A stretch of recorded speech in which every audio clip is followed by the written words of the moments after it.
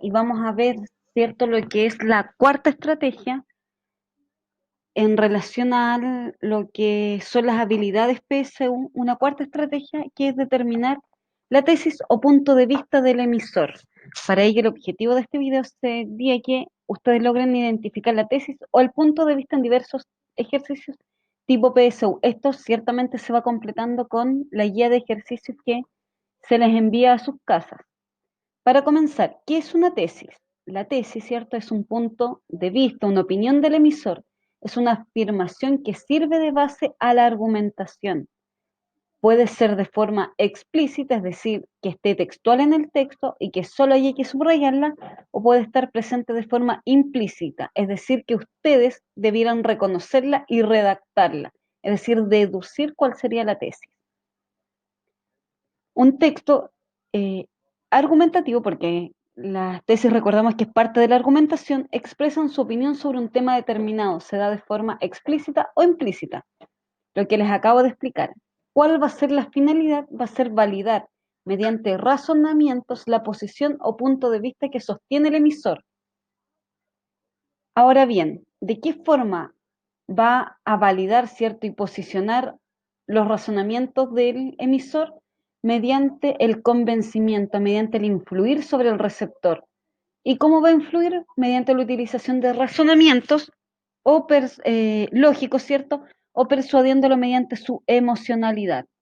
Entonces, ¿cuáles van a ser las preguntas orientadoras? ¿Qué es lo que intenta demostrar el emisor a través de su discurso?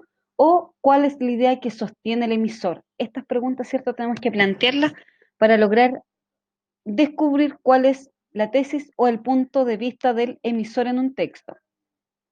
Ahora bien, dentro de la argumentación se pueden utilizar argumentos de tipo lógico-racionales o afectivos emotivos, es decir, que van a pertenecer a la lógica, que vamos a tener ciertos elementos comprobables, o van a pertenecer más bien al ámbito afectivo, a la emocionalidad. Tenemos 10 ejemplos y tenemos que irlos clasificando, ¿cierto?, en si son lógicos, racionales o si son afectivos, emotivos. Número 1. Superintendencia de Educación ha cursado 5.000 millones en multas. ¿Es lógico racional o es algo afectivo emotivo? Es lógico racional, ¿cierto? Porque se basa en una cifra, en una estimación, en algo concreto, algo que nosotros podemos evidenciar. Caminar descalzo por la arena me relaja. Pertenece, ¿cierto?, a la afectividad, a la emocionalidad, porque es un estado de ánimo el que yo estoy manifestando. Facebook me permite tener más amigos. También va a pertenecer, ¿cierto?, a lo que es la afectividad y emocionalidad, porque el tener más amigos hace que yo sienta y genere dentro de mí una emoción, un estado anímico. Según una encuesta, Viña es la ciudad con mejor calidad de vida. Aquí hay una encuesta, ¿cierto?, que va a respaldar la opinión de ciertos individuos, ciertas personas que viven en Viña. Por lo tanto, tenemos algo perteneciente a la lógica, a la racionalidad. Seguramente hubo una serie de elementos que se consideraron para asegurar que Viña es una ciudad con una buena calidad de vida. La publicidad actúa creando necesidades superfluas. ¿Qué tipo de argumento se utiliza?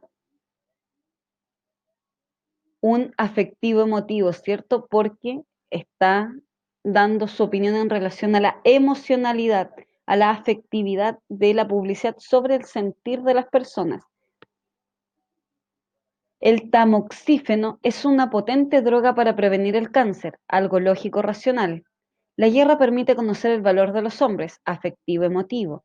El 38% de los alumnos escribe textos que no se entienden, lógico racional, ¿cierto? Porque tenemos cifras, estadísticas. 239.000 personas se inscribieron para rendir la PSU. Hay algo, un documento, ¿cierto?, que va a acreditar que esta cifra es real, por lo tanto es lógico racional. Pondré a mi hijo en el mejor colegio del país. Es algo de carácter afectivo, emotivo, ¿cierto? Ahora bien, tenemos aquí una publicidad acerca de los accidentes de tránsito bajo los efectos del alcohol. En la primera parte dice, y se salió con la suya, se tomó el último. Tenemos la imagen de un accidente, una persona en medio de la carretera. El 90 60% de los accidentes mortales son causados por conducción bajo los efectos del alcohol. Decide vivir, mejor no bebas. Más abajo tiene el logo, ¿cierto?, de lo que es esta publicidad y señala decide vivir. Ahora bien, ¿qué argumentos lógicos racionales estaban presentes en la publicidad anterior? ¿Qué argumentos afectivo-emocionales están presentes también en la publicidad anterior? Ustedes tienen que analizarlo y cuando nos conectemos en los 15 minutos vamos a ver si han logrado identificarlo. Ahora, ¿cuál es la forma correcta de formular una tesis? Lo primero es definir la posición del escritor frente al tema. Tiene que ser clara y ser evidente.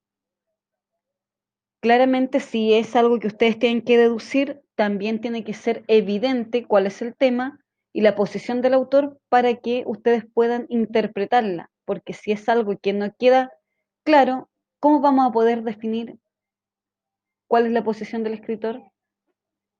Lo segundo es que se formula de manera breve, concreta y sencilla, evitando el uso de términos ambiguos.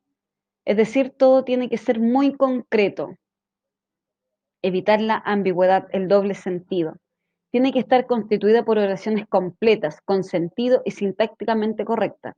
Recordemos que las oraciones gramaticalmente tienen que tener ciertos elementos y la sintaxis se preocupa de eso, de la construcción de oraciones de una forma completa y correcta, es decir, que tiene que tener un verbo, un complemento directo, un complemento indirecto, circunstancial, artículos, pronombres, en fin, todos los elementos que debe contener una oración.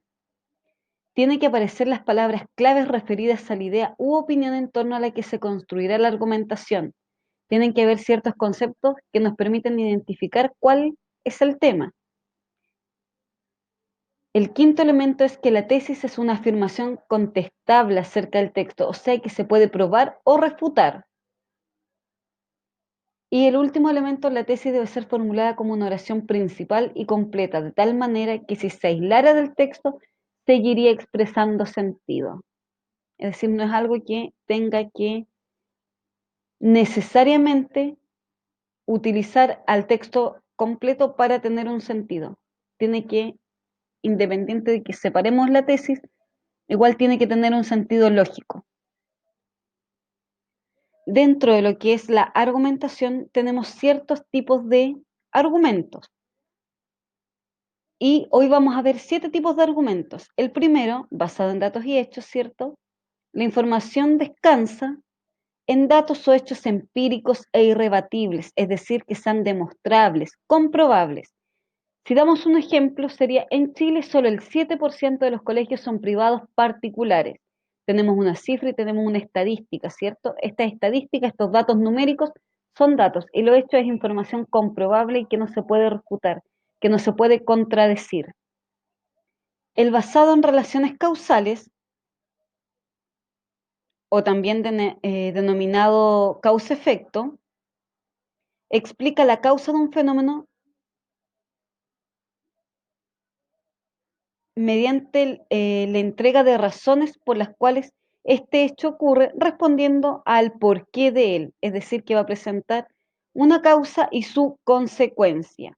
Ejemplo, no es verdad que el Internet sea solo una herramienta, es un utensilio que pasa a ser una prolongación de nuestro propio cuerpo, de nuestro propio cerebro, el que también, de una manera discreta, se va adaptando poco a poco a ese nuevo sistema de informarse y de pensar. Aquí tenemos, cierto, la causa y su consecuencia, es decir, la causa o su efecto. El basado en definiciones es cuando se explica una palabra precisa dentro de un contexto dado, ¿cierto? Y en cierta forma se va a definir el concepto.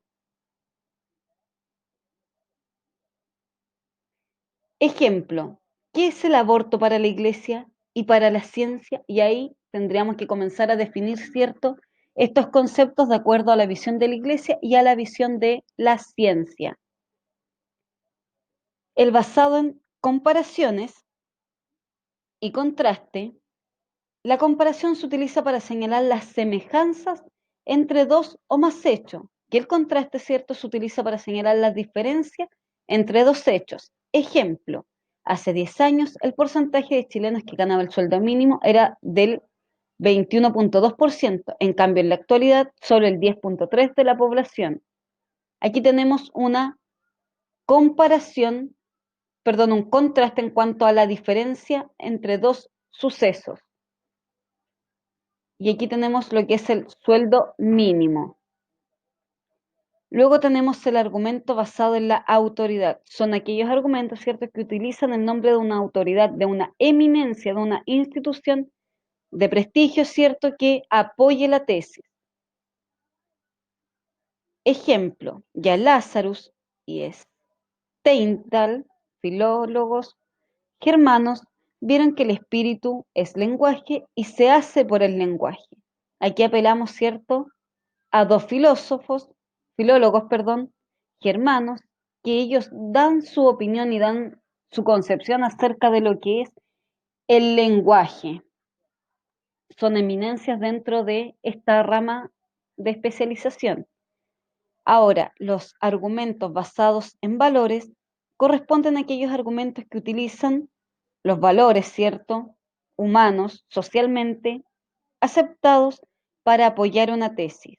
Ejemplo, en consecuencia, también la virtud es un bien digno de honra, puesto que gracias a ella viene el hombre a ser honesto o bueno. Aquí, cierto, apelamos a lo que es la virtud, un valor humano muy aceptado en la sociedad para apoyar una tesis. Y el último argumento es el basado en descripciones o narraciones. Este argumento, ¿cierto? A partir del relato de una experiencia o anécdota, el emisor intenta convencer, estableciendo vínculos que aproximen las vivencias entre él y su destinatario. Es decir, que va a utilizar la descripción y o la narración, ¿cierto? Para acercar, para contar una anécdota, para justificar y para apoyar su tesis. Por ejemplo, acerca del cuánto y cómo de mi sabiduría les pondré por testigo al Dios que reside en Delfos. Apolo, ¿cierto? Ya conocen a Querefonte, fue mi amigo en la juventud y también amigo de ustedes. Fue desterrado, pero regresó con nosotros. Sabéis, en verdad, cuán esforzado era Querefonte para su empresa y cuando fue a Delfos se atrevió a consultar al oráculo. No se alboroten, repito amigos, acerca de si existía alguien más sabio que yo. La Pitia, sacerdotisa, lo negó. Y aquí él comienza a narrar, ¿cierto? Y a describir ciertos elementos, una anécdota más bien, para acercar toda la historia y todo lo que es la tesis, lo que él quiere plantear, que en este caso es que no hay nadie más sabio que él, hacia los receptores. Ahora bien, dentro de un texto argumentativo es fundamental tener claro cuál es la tesis, ¿cierto? Y ya vimos que lo primero que tenemos que identificar es, voy a volver a la diapositiva en donde estábamos,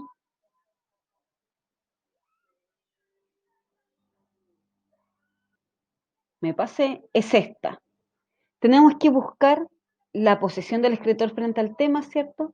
Tenemos que buscar que esta posición esté formulada de forma breve, concreta y sencilla, que no sea ambigua.